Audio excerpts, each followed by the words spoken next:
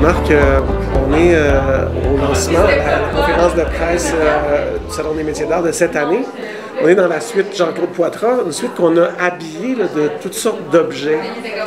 Fait que là, on a un contact direct et concret avec les objets, avec une incarnation des savoirs. Mais ce qu'on ne sait pas, c'est qu'en dehors de cette suite-là, dans la ville même, partout, il y a des signes de la présence des métiers d'art et des artisans et des artisanes. Et ça, je trouve qu'on devrait mettre ça en lumière plus. Alors, comment on peut devenir attentif et comment on reconnaît les gestes artisans à l'extérieur des endroits où on les célèbre, mettons, volontairement? Tu as totalement raison. Moi, ce que je dis souvent, c'est que les besoins primaires de l'être humain, c'est se nourrir, se vêtir, se loger, n'est-ce pas? Je pense que les artisans sont au cœur de tous ces besoins primaires-là de l'être humain.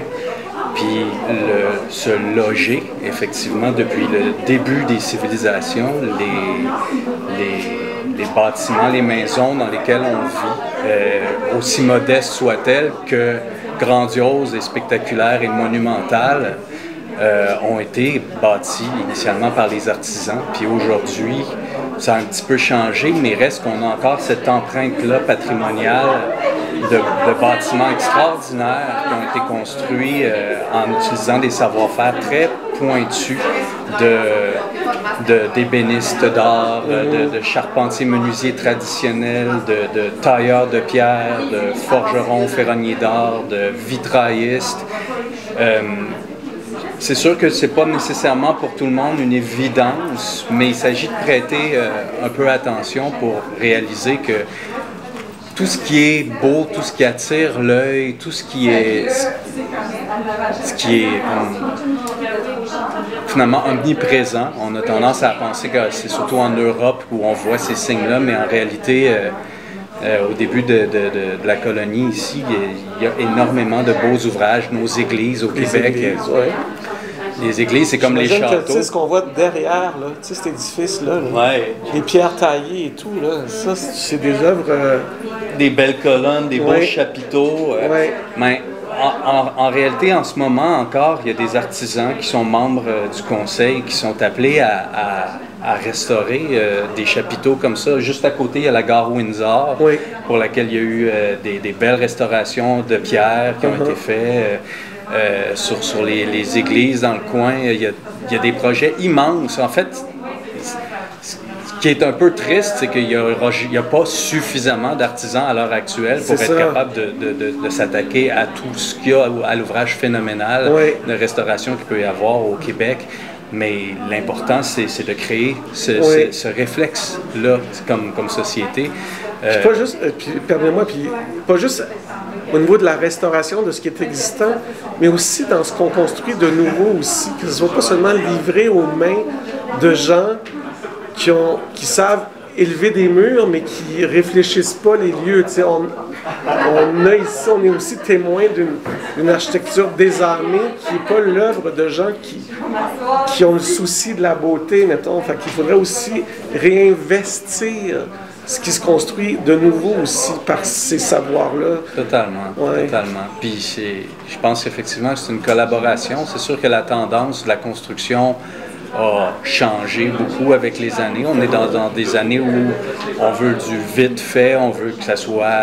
les gens sont un peu impatients aussi, tu sais, on parle du slow, de la construction lente, de l'espèce de... Il faut, quand on est propriétaire ou quand on a envie d'investir, que ce soit dans la restauration d'une maison ancienne ou dans quelque chose de nouveau, il faut être patient. Il faut prendre le temps de magasiner les gens avec qui on va travailler, que ce soit l'architecte, jusqu'aux artisans avec lesquels on travaille. Même les entrepreneurs généraux, on a tendance à s'y perdre. D'ailleurs, le conseil sert à ça aussi. Je recommande fortement aux gens qui veulent même se construire du neuf d'interpeller le conseil pour... Qu'il soit dirigé. Oui, pour pouvoir... parce qu'effectivement, c'est pas parce que c'est neuf qu'il n'y a pas moyen de mettre une touche.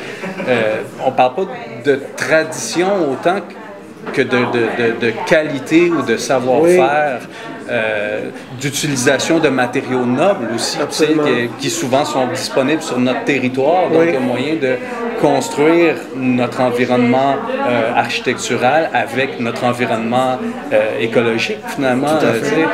Fait que je pense que c'est quand le mot patience, puis le mot...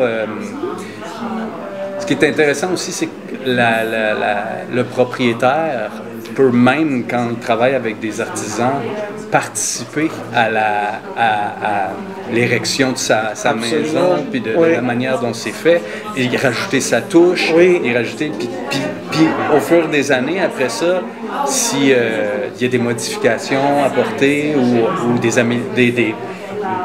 c'est pas des ajouts, des choses comme ça, ben c'est possible de retourner voir ces artisans-là puis de recréer.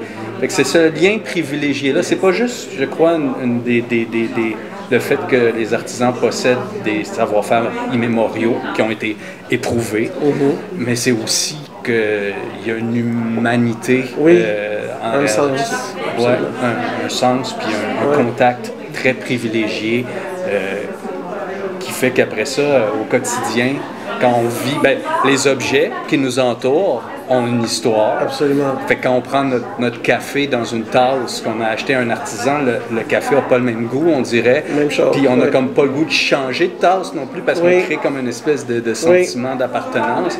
Mais ça peut être la même chose pour les portes, la toiture en fer-blanterie, les gardes en fer forgé. Les armoires, tout ça. C'est ça, exactement. Tout vient avec un sens. Puis je veux pas te démentir, mais pas nécessairement plus cher tant que ça non plus. Tu sais, il y a comme... Non, parce que si on le projette dans le temps aussi... C'est important de faire ça. Oui, ça c'est important parce qu'on a l'impression que des fois que sur le coup, ça va nous coûter un peu plus cher, mais l'armoire ou la chaise sur laquelle je suis assis, ben, mon fils va pouvoir s'asseoir dessus. Là. Exact. C'est probablement que le fils de mon fils va pouvoir s'asseoir dessus. Exactement. Alors qu'une chaise qui a été construite de façon anonyme, insensée, vidée de son sens, dans une shop, ben, elle va nous coûter moins cher, mais elle va durer moins longtemps. Puis ça, c'est pas une vue de l'esprit, c'est une vraie équation. Il faut vraiment la faire. Diviser le prix qu'on paye par le nombre d'années dont on va en jouir. Exactement. C'est super important de faire comme ça. Puis quand on fait cette équation-là, on réalise que c'est beaucoup moins cher de travailler avec les artisans. Merci pour ce bout de conversation. Marc.